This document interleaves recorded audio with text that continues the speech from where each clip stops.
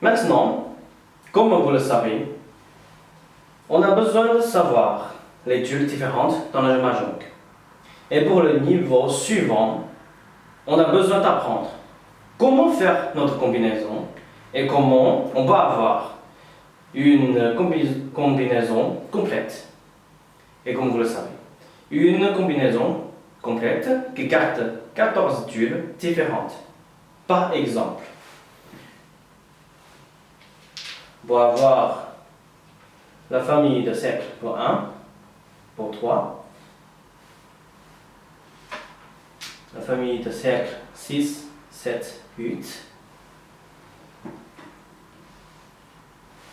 paire de caractères 8, paire de caractères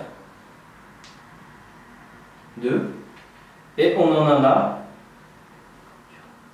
10. On a besoin encore 3 de la famille cercle. Et maintenant, on a bien une combinaison de 13.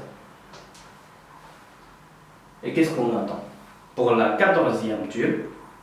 Mais en fait, ce n'est pas pour les deux paires.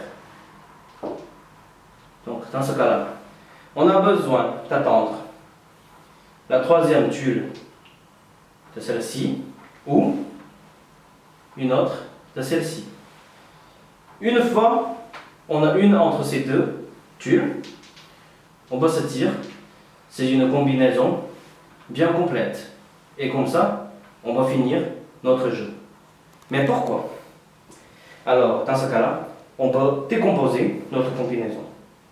On voit bien, il y a une partie qui a 3 tuiles identiques. C'est ici. Et une autre partie, c'est d'ici. En fait, chaque fois, quand on a une partie comme ça, les 3 tuiles identiques, on l'appelle un pont. P-E-N-G. Un pont. Ça, c'est une des 4 formes de base pour finir notre combinaison.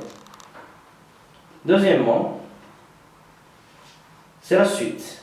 Vous voyez, c'est le 6, 7, 8. Donc c'est 3 chiffres qui se suivent.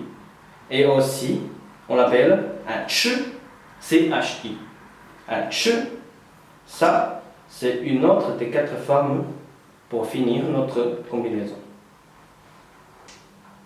Et après, on a des paires. Les 2 caractères ou les 2 tuiles identiques. On l'appelle les paires. Ça, c'est la 3e forme des bases de combinaison. Et à la fin, on va avoir un camp. C'est quoi camp? Par exemple, ici, on a 4 dragons rouges. 4 mêmes dragons rouges, 4 mêmes tuiles. Et une fois on en a ça, on appelle un camp. Normalement, il y a 2 versions pour le camp. Le camp exposé, donc on va les expose à côté. Une autre version, on appelle un camp caché. C'est-à-dire, on va les poser aussi, mais 3, on va pas les voir, et on carte une dernière, et on carte 4 tuiles à côté. Ça s'appelle un camp caché. Alors, comme ça, on va voir la combinaison de tout à l'heure. On a un pont ici, une paire ici, une autre paire ici, un ch ici et un autre pont ici. C'est pour ça, c'est une des combinaisons de formes basiques. Et on a besoin d'attendre ces 2 paires, mais une de cette paire ou une autre. Et une fois on va carter ça, ce sera une combinaison validée. Et on va finir notre jeu.